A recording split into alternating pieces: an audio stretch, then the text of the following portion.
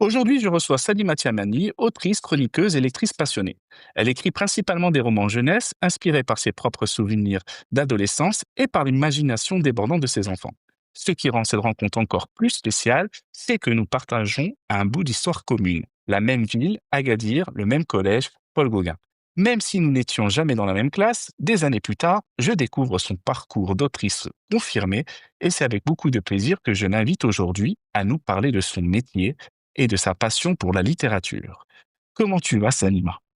Bonjour Camille, bah, ça va très bien, merci. Merci de m'inviter. C'est la première fois qu'on discute, hein, c'est-à-dire que on s'est connus au collège, mais c'est vrai que on avait 2 années de différence, donc on se croisait dans les couloirs ou à la récréation.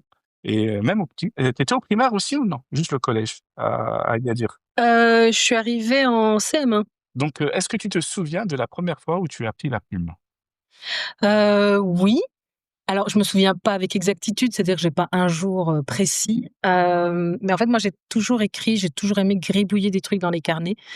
Alors c'était pas vraiment, voilà, il y avait rien de construit, c'était des débuts d'histoire, c'était, des poèmes très bancals, c'était, des petits morceaux de chansons. Voilà, j'ai toujours aimé, écrire des choses. Je me suis même essayée au journal intime. Je pense que j'ai gardé le même pendant 5 ans et j'ai dû écrire peut-être une page par année, tu vois? Mais c'était vraiment le plaisir d'avoir un stylo, un crayon et de vraiment, noircir des pages, avec des idées, avec, quoi que ce soit qui me passait par la tête. Et ça a commencé à quel âge à peu près? Écoute, mes plus vieux souvenirs, je pense que ça remonte, je me demande si c'est pas quand je suis arrivée à Gauguin, en fait. Quand j'ai commencé à écrire en français, en fait, parce qu'avant j'étais à l'école espagnole, mais j'ai pas le souvenir d'avoir écrit en espagnol. Par contre, ouais, j'ai vraiment ce souvenir vraiment de CM1, CM2, tu vois? D'avoir commencé à écrire donc ouais, peut-être 11 ans, 10-11 ans? Et qu'est-ce qui t'a donné envie d'écrire pour la jeunesse en particulier? Parce qu'en fait, tu écris pour la jeunesse, on est d'accord? Oui, aujourd'hui j'écris pour la jeunesse.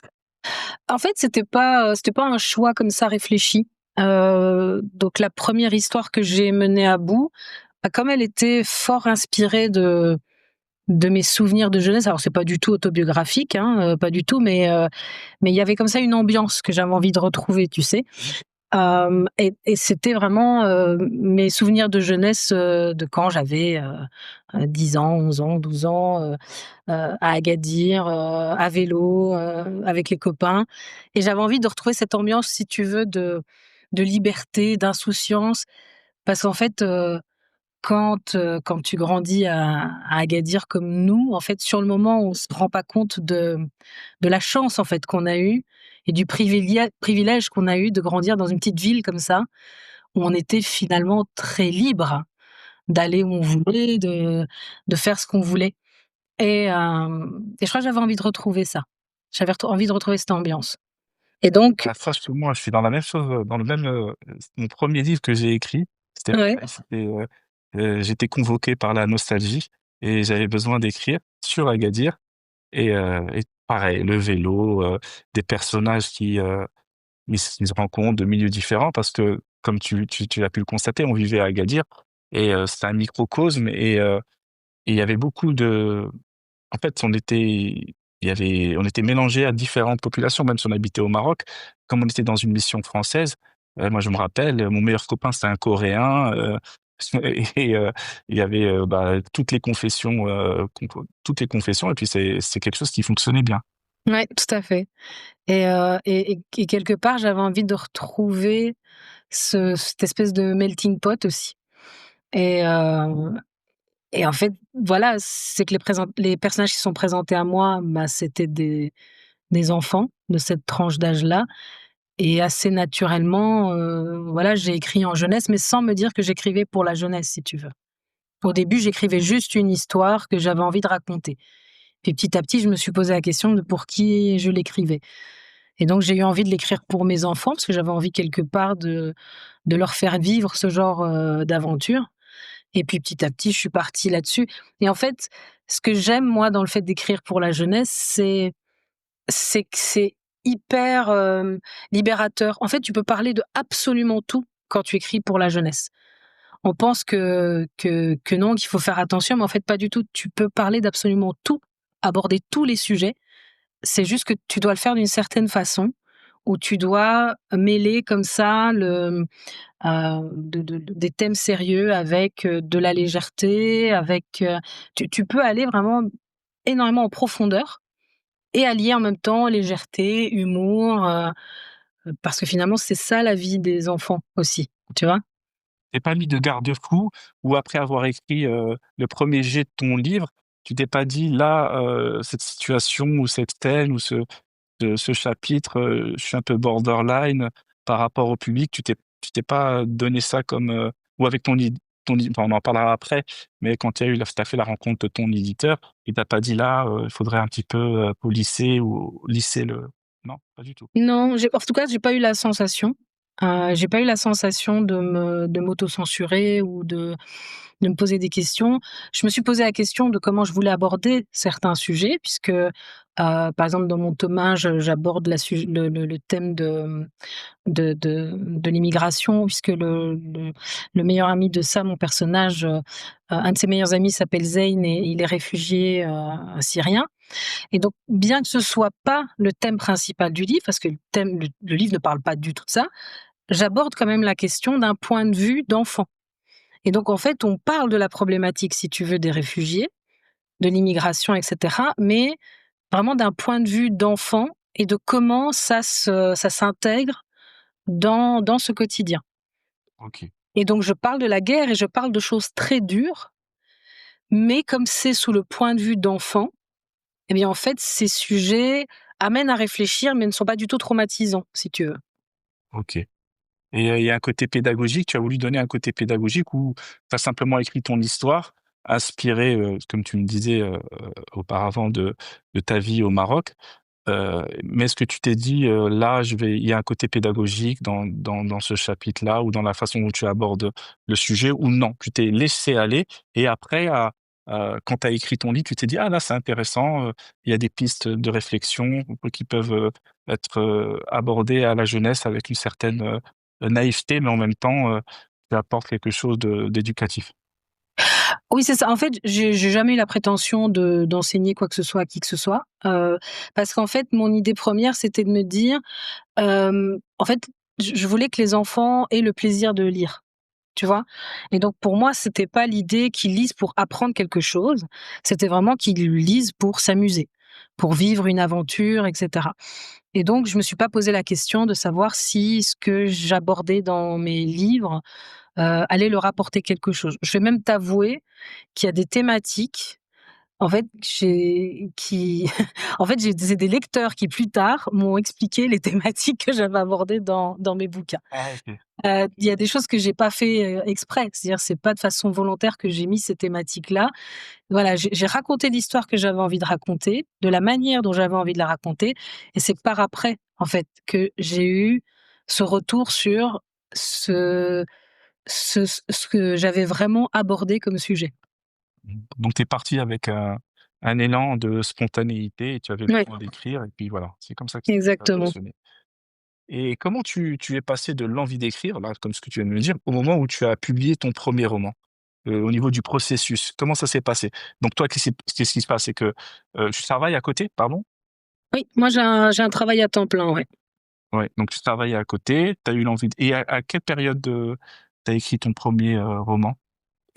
Alors moi j'ai commencé à écrire, activement, donc c'est-à-dire vraiment à me mettre en mode projet, je veux écrire un roman en 2018.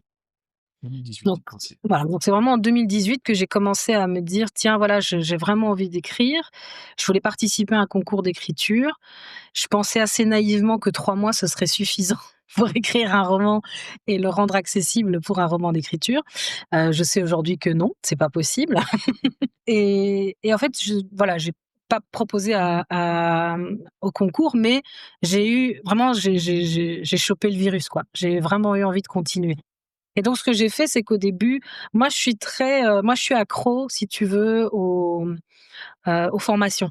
Tu vois? Moi j'aime bien avoir, des petites balises, j'aime bien, tester différentes choses et donc ce que j'ai fait, c'est que j'ai d'abord un peu cherché, tiens, comment on écrit un livre, j'ai suivi une ou 2 formations et puis à un moment donné, j'ai décidé de travailler avec un coach en écriture et donc j'ai commencé à travailler avec un coach et même si en fait ça n'a pas marché avec ce coach-là, il m'a ouvert les yeux sur plein de choses que je devais auxquelles je devais penser et que je devais travailler pour mon écriture.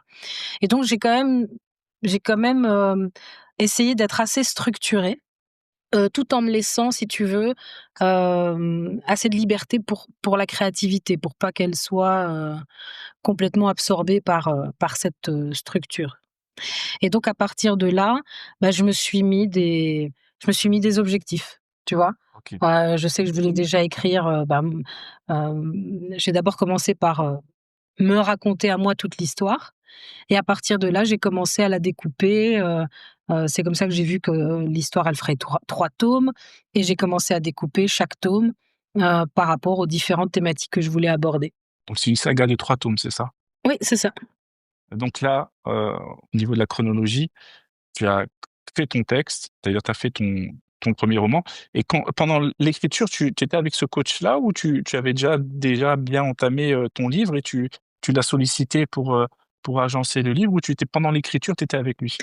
C'était au début. C'était vraiment au début, parce que j'avais une idée, mais je savais pas trop comment la développer et donc j'ai commencé à travailler avec ce coach pour qu'il m'aide un peu à structurer mes idées et donc après, j'ai écrit, donc mon premier jet et à partir de là, j'ai cherché, à travailler avec, une correctrice et voilà et donc là, j'ai rencontré une correctrice avec qui, voilà, c'est bien passé et avec qui, je suis toujours, amie aujourd'hui.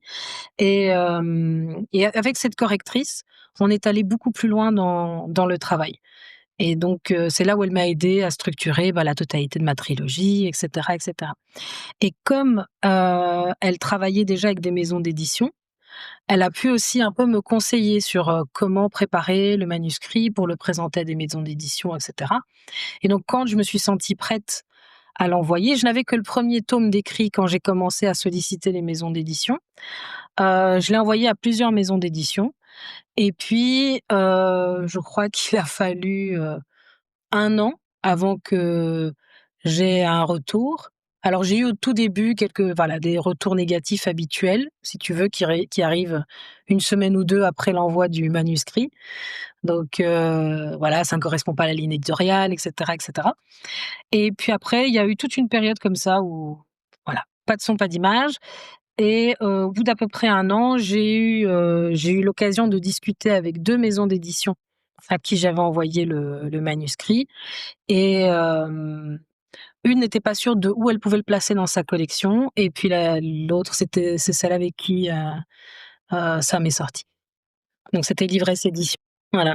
Ce qui est intéressant dans ton parcours, c'est que dès le départ, de ta démarche, c'est que tu et ça c'est intéressant pour les personnes qui nous écoutent, c'est que, comme tu dis, tu as été dans la formation, tu cherches à faire des formations, tu as compris que c'est l'écriture, c'était pas quelque chose qui était forcément solitaire et tu as amené à aller vers des professionnels qui t'ont accompagné dans ton écriture et qui a abouti Mmh. à ton manuscrit et ça, c'est très important parce qu'on a souvent, le fantasme de l'auteur qui écrit tout seul dans un coin avec, sa petite lampe et puis tout, jaillit, d'un coup et c'est vrai que plus on se professionnalise, plus on se rend compte qu'on a besoin d'être accompagné et que Ouais. c'est bien d'avoir des correcteurs et je pense que ton correcteur, il joue aussi le rôle de bêta lecteur parce qu'il t'a accompagné plus qu'au niveau de la correction. Ouais, C'est ça? tout à fait. Ah. Exactement et en plus, je vais même ajouter que, pendant toute la période du covid, en fait, moi, j'avais besoin de m'entourer, en fait. Parce que justement, par rapport à mon travail, j'avais énormément de travail pendant la journée et les enfants à la maison et donc il y avait comme ça, si tu veux, beaucoup à faire dans la journée et le soir, par contre, j'avais besoin de me créer une bulle et j'avais besoin de me replonger dans mon écriture pour un peu échapper, si tu veux, à tout ce qu'on recevait comme informations et nouvelles, à cette période-là et alors, là, j'avais proposé justement à plusieurs copines et dont la correctrice qu'on crée un groupe d'écriture et donc, plusieurs fois par semaine, on se retrouvait en ligne pour faire soit des séances d'écriture, soit quelques ateliers. Et donc, on avait cette dynamique comme ça, où on se motivait les unes les autres et on a pu comme ça chacune travailler sur un projet. Et donc, j'ai trouvé ça génial et c'est hyper, motivant et hyper fédérateur d'être dans un groupe parce que, quand il y en a une qui a un petit coup de mou, il y a les autres qui la reboostent ou bien si on a un blocage, on peut en parler, ça débloque. Et en fait, moi, c'est quelque chose qui fonctionne énormément pour moi. Moi, le la dynamique de groupe est quelque chose qui fonctionne, énormément pour moi, c'est très porteur, mais à tel point qu'aujourd'hui, je fais partie de 2-3 groupes d'écriture en ligne. Parce que j'aime cette dynamique et en plus, le fait de multiplier les groupes, on multiplie les esprits et alors on a des points de vue différents, on a des approches différentes et tout ça, en fait, moi, ça me nourrit énormément. Et comme tu dis, c'est là où on se rend compte que l'écriture est loin d'être solitaire. Alors oui, quand tu écris, tu es seul face à ton clavier, mais il y a il y a tout un microcosme qui t'entoure, qui fait que, en fait, tu n'es jamais vraiment seul quand tu écris. effectivement. Et donc tu me disais que tu avais un travail à côté. Est-ce que tu penses que par le dans ces prochains temps, tu pourrais en faire ton métier, c'est-à-dire que ça peut être ta seule source de revenus? Ou c'est compliqué? Heu, oui, aujourd'hui, ça serait pas possible évidemment parce que, heu, d'abord ça me demanderait à moi un investissement en temps que je ne peux pas donner pour l'instant. Et puis ça sous-entend pour moi je pense et après, peut-être que les personnes qui en vivent déjà, me donneront tort, mais je pense que ça demande aussi de multiplier les activités et les sources de revenus. Je pense qu'aujourd'hui, à moins de vendre un best-seller, c'est compliqué de vivre uniquement de sa plume et donc il faut multiplier un peu les activités qui tournent autour de l'écriture, chose que je ne peux pas faire pour l'instant. Je veux dire, j'ai un boulot à temps plein et je peux pas le changer. Après, voilà, c'est chacun son mode de fonctionnement. Mais moi, pour l'instant, voilà, je m'imagine pas faire ça autrement. Après, j'aimerais bien, j'adorerais pouvoir, vivre de ma plume et Ça, c'est notre idéal à tous. ah oui, enfin, en tout cas, ceux qui aiment écrire, c'est clair que Ah mais c'est important de le dire même pour les personnes qui nous écoutent, parce que j'ai beaucoup de personnes qui me posent des questions, sur ce sujet. Donc c'est intéressant de parler avec une autrice confirmée qui est sur le marché. C'est quelque chose de concret et c'est impératif de dire que très peu d'auteurs vivent de leur plume. Et même s'ils vivent de leur plume, comme tu viens de le dire, il faut, trouver il y a d'autres activités à côté qui font qu'ils vivent de leur plume, et c'est pas forcément que sur leurs livres, ils doivent travailler sur des scénarios, ils doivent faire la création de contenu et c'est vrai que c'est pas évident. Et en même temps, quand on est auteur et qu'on a une activité professionnelle à côté, ça dépend de l'activité professionnelle. C'est clair que si c'est une activité professionnelle qui est rébarbatif, où il y a pas beaucoup d'échanges avec, il y a pas beaucoup de relations humaines, c'est vrai que c'est ennuyant. Mais moi, par exemple, en tant qu'auteur, je travaille dans le social et ça nous nourrit en tant qu'auteur d'être dans c'est-à-dire dans l'activité professionnelle et ne pas s'enfermer, parce que c'est vrai que des fois, il y a des auteurs et ben, ils s'enferment. Ils s'enferment ils ont eu la chance de sortir un livre et puis ça a été un best-seller et après ils se déconnectent de la réalité et ça se ressent dans leurs écrits. Je parle des auteurs qui sont assez jeunes parce que c'est vrai que quand tu peux vivre de ta plume après 40 ans ou après 50 ans, tu as quand même emmagasiné, du vécu et ça te donne de la matière pour écrire. oui, tout à fait. En fait, on tu sais, quand on te dit, «Tu écris que ce que tu connais», c'est moi, je vois ça par rapport aux personnages. En fait, tu construis tes personnages par rapport aux multiples interactions humaines que tu as. Alors oui, tu peux utiliser des outils de, tests de personnalité et cetera, OK, mais en fait, ce qui rend ton personnage vivant, c'est tous les défauts, de l'humanité. Et donc, mais tout ça, toutes ces différentes personnalités, tous ces caractères, en fait, tu les enrichis en parlant aux gens, en rencontrant, d'autres personnes. Je dis pas que c'est pas possible de créer des chouettes personnages, sans ça, mais en tout cas, moi, je vois que c'est un véritable enrichissement de me baser sur des personnes réelles ou sur des dialogues que j'ai entendus. Moi, j'adore prendre des notes des dialogues que j'entends autour de moi, parce que honnêtement, je pense qu'il y a pas meilleur dialoguiste voilà, que la vie, quoi. Je suis totalement en phase avec toi, je pense la même chose et ouais, c'est exactement ça. Et bon, je voulais te poser la question, mais bon, tu m'as déjà répondu. C'est vrai que, par rapport à ton inspiration et ton univers, est-ce que tes propres souvenirs d'adolescence se retrouvent dans tes histoires? Ça, tu me l'as dit. Mais, est-ce que, heu, est-ce que tu vas un peu plus que ces souvenirs, d'enfance? Est-ce que dans ton inspiration, comme tu viens de le dire là, tu t'inspires du réel, de ta vie de tous les jours, mais est-ce que ça t'arrive aussi de prendre, des pans de vie de ta famille ou tu fais, d'autres recherches par rapport, à la construction de ton histoire ou de tes personnages? Oui, alors, oui, bah, c'est ce que je te disais là maintenant. Moi, je trouve que la meilleure inspiration, effectivement, c'est les gens, qui m'entourent. Alors, j'ai jamais un personnage qui est à 100 quelqu'un que je connais. Parce que, bah, voilà, d'abord parce que je connais pas assez bien, enfin, tu connais jamais quelqu'un à 100. Même la personne la plus proche de toi, tu sais pas ce qui se passe dans sa tête. Hem, mais j'aime bien grappiller, si tu veux, des petits bouts, tu vois, de personnalité ou comme je disais tantôt, des petits morceaux de dialogue.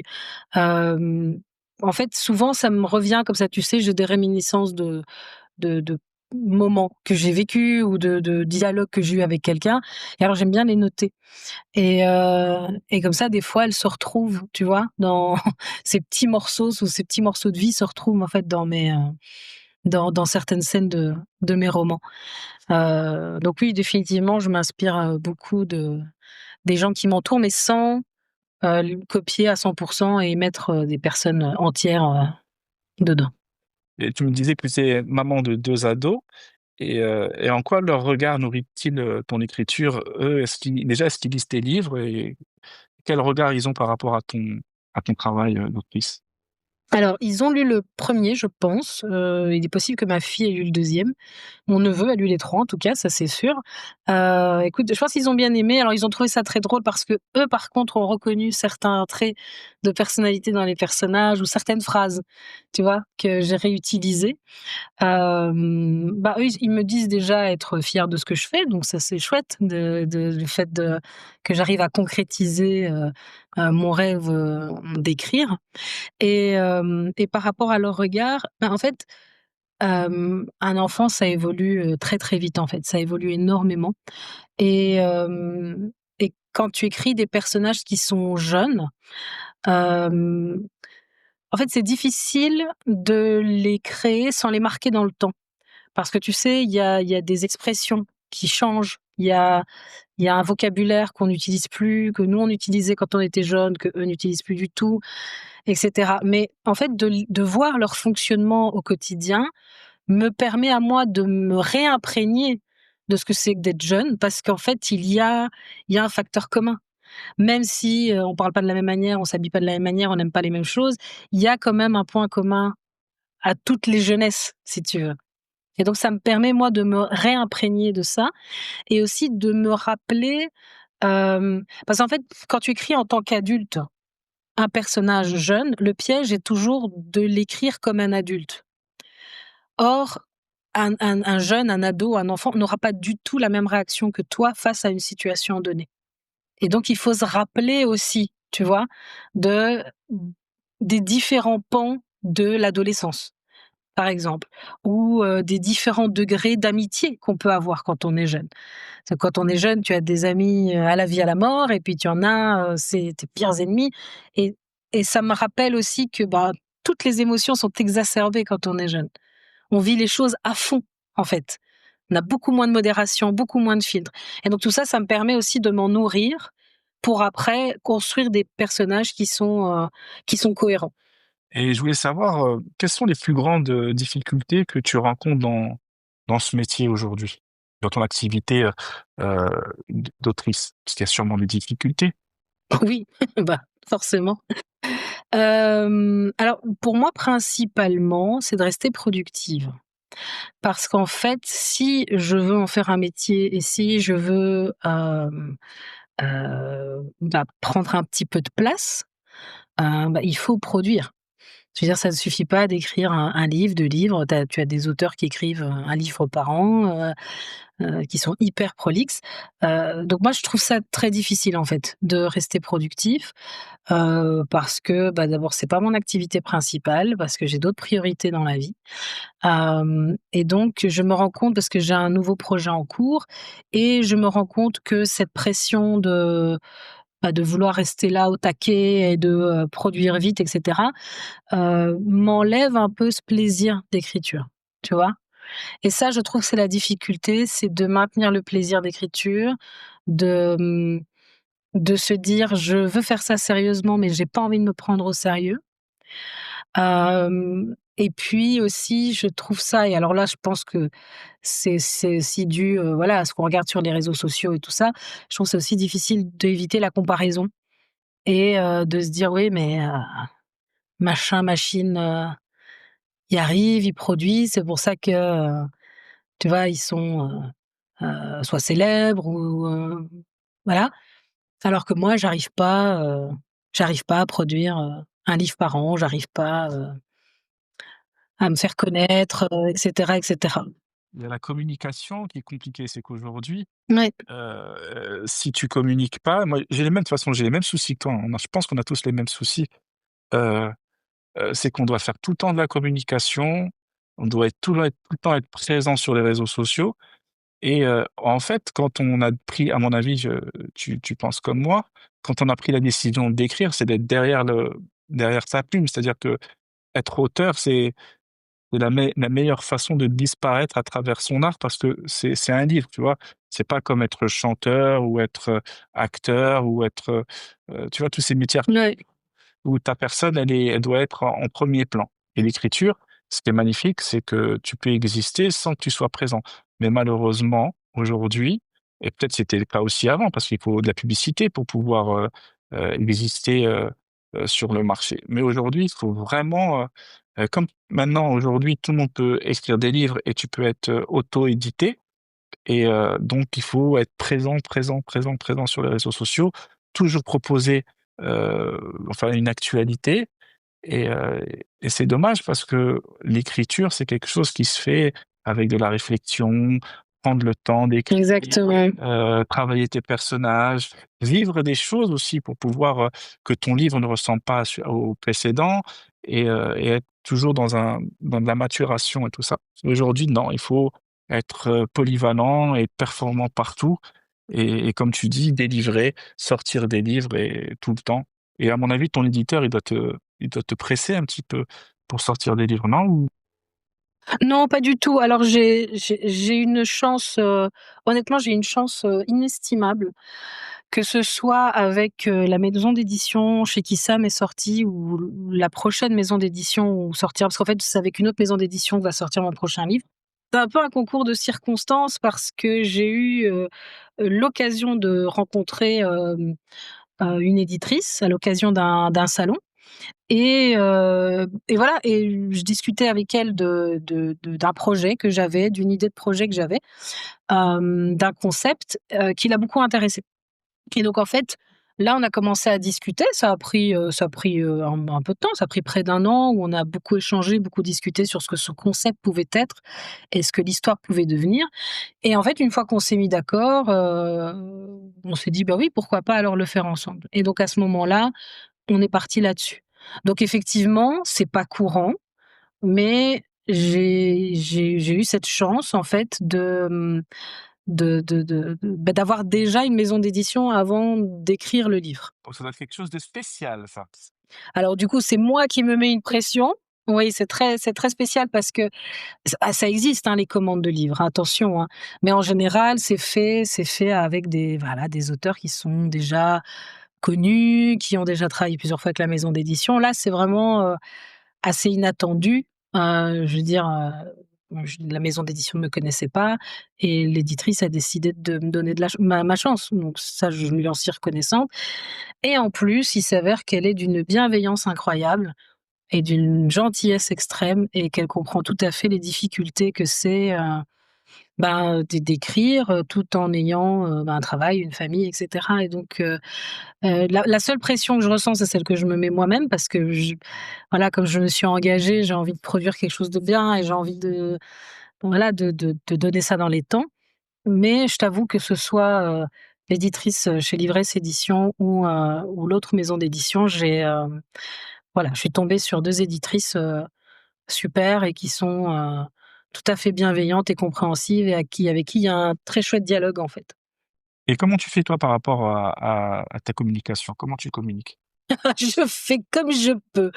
Heu, non, honnêtement, ça fait partie d'un de mes plus gros défis. D'un de mes plus gros défis, c'est la communication parce qu'en fait, j'ai déjà tellement peu de temps à accorder à l'écriture que si je prends de ce temps-là pour m'occuper en plus de la communication, pour moi, je le ressens vraiment comme, enfin, c'est une déchirure, quoi, parce que je me dis: J'ai déjà pas beaucoup de temps pour écrire. Si je dois en plus le passer à faire, des vidéos, des articles et tout, tu vois? J'ai l'impression de perdre mon temps. Alors qu'en fait, pas du tout, parce que ça fait partie, ça fait partie du jeu, si tu veux.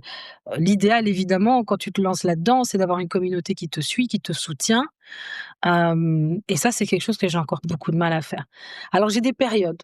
Tu sais que je suis en vacances quand je commence à publier, publier, publier, et j'essaye de voilà, écrire publier sur des petits pans de vie, tu vois? Des choses auxquelles les gens peuvent peut-être se raccrocher, tu vois? Pour créer un lien.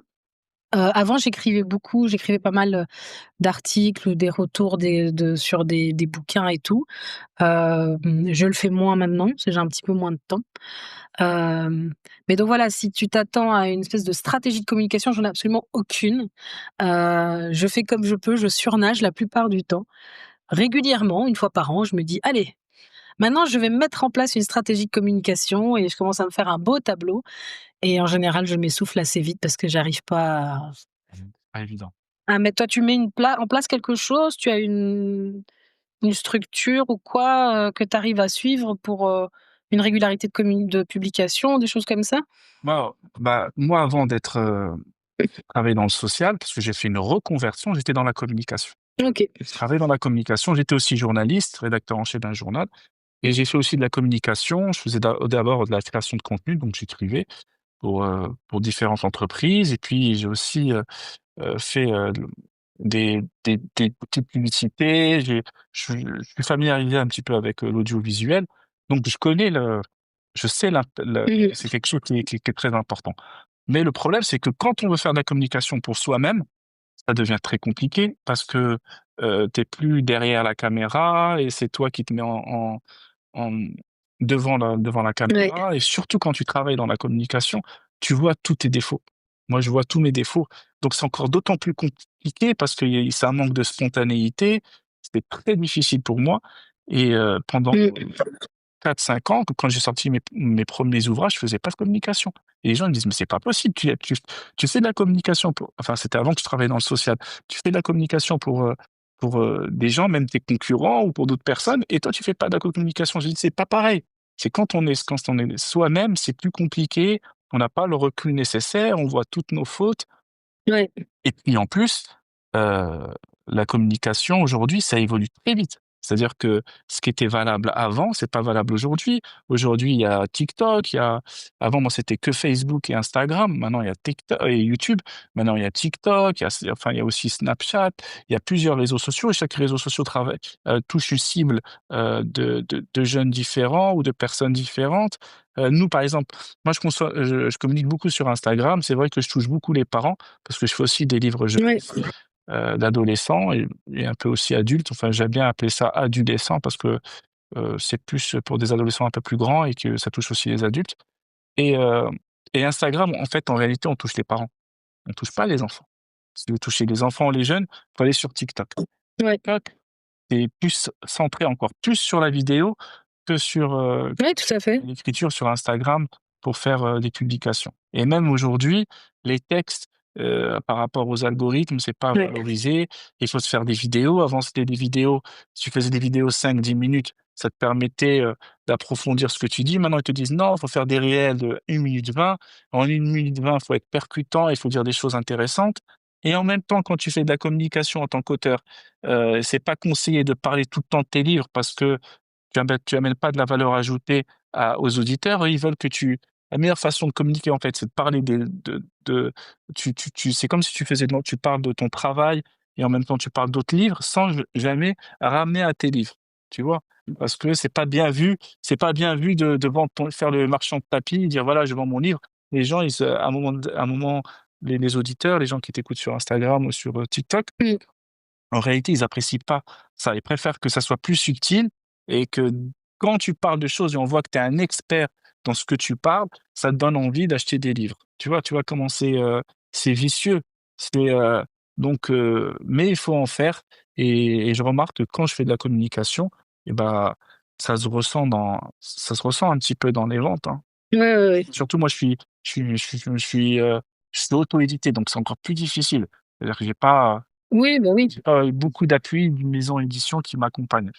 Oui, c'est ça que, moi, il y a bon, alors, il y a toute ma partie communication d'auteur que je dois faire moi-même et c'est grandement, apprécié par les maisons d'édition forcément puisque maintenant, voilà, c'est le livre ne se vend plus tout seul, hein. C'est aussi la personnalité de l'auteur qui vend son livre, mais il y a toute une partie dont je m'occupe pas du tout et par exemple, Livresse Éditions, la maison d'édition où est édité, Sam, hem, Donc ça, c'est travaille c'est oui, c'est une trilogie complète, en fait, qui s'appelle Sam et effectivement la difficulté pour moi de faire, cette communication-là, c'est d'être dans cet équilibre, de parler de moi et de parler de mes bouquins en même temps.